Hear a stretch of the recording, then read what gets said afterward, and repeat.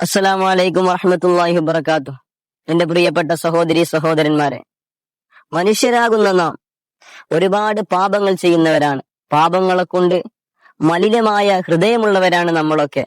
എന്നാൽ ഈ പാപങ്ങൾക്ക് പ്രായശ്ചിത്തം ചെയ്യൽ, തൗബ ചെയ്യൽ മനുഷ്യരായ മുസ്ലിമായ നമ്മെ സംബന്ധിച്ചിടത്തോളം നിർബന്ധമായ കാര്യമാണ്. ഹബീബായ നബി സല്ലല്ലാഹു അലൈഹി വസല്ലം തങ്ങൾ ഒരു ദിവസത്തിൽ 60 അല്ല, 70 അല്ല, 100-ൽ പരം തൗബ തേടിയിരുന്നു എന്ന്. ആരാണ് ഹബീബായ നബി തങ്ങൾ? ഇൻസാനുൽ കാമിൽ, പരിപൂർണനായ മനുഷ്യൻ എന്ന് വിശേഷിപ്പിക്കപ്പെട്ട മഅസൂമായ, പാപത്തിൽ നിന്ന് മോചിതനായ ഹബീബായ നബി തങ്ങളടക്കം 60-ൽ പരം അതല്ലെങ്കിൽ 100-ൽ പരം തൗബ തേടിയിട്ടുണ്ടെങ്കിൽ, സാധാരണ മനുഷ്യരാകുന്ന പല ഹറാമുകളും ചെയ്യുന്ന, ഹറാമുകൾ കാണുന്ന, ഹറാമുകൾ കേൾക്കുന്ന നാം എത്രമാത്രം തൗബ ചെയ്യാൻ ബാധ്യസ്ഥരാണ്.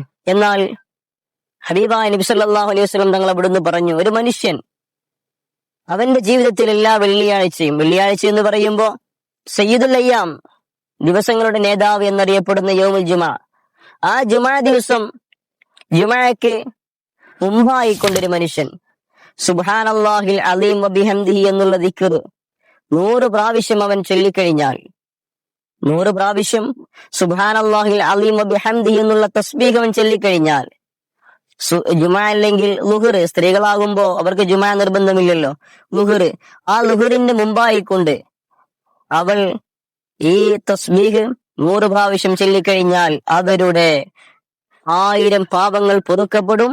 അതുപോലെ തന്നെ അവരുടെ പ്രിയപ്പെട്ട മാതാപിതാക്കൾ, ജീവിക്കുന്ന കാലത്ത് ചിലപ്പോ മാതാപിതാക്കളെ നമ്മൾ ചീത്ത പറഞ്ഞിട്ടുണ്ടാകാം, ആക്ഷേപിച്ചിട്ടുണ്ടായേക്കാം.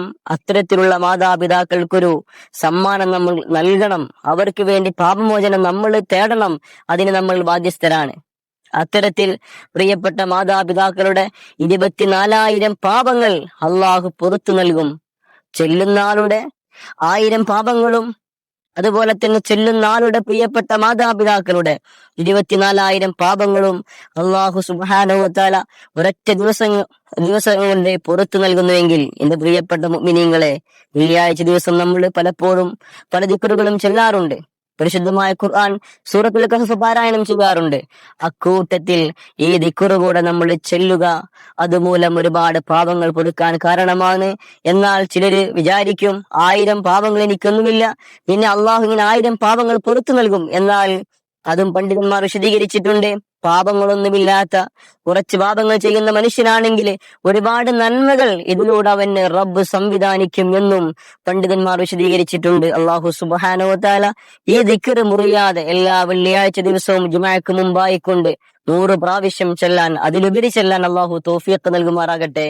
ആമീൻ. അസ്സലാമു അലൈക്കും വറഹ്മത്തുള്ളാഹി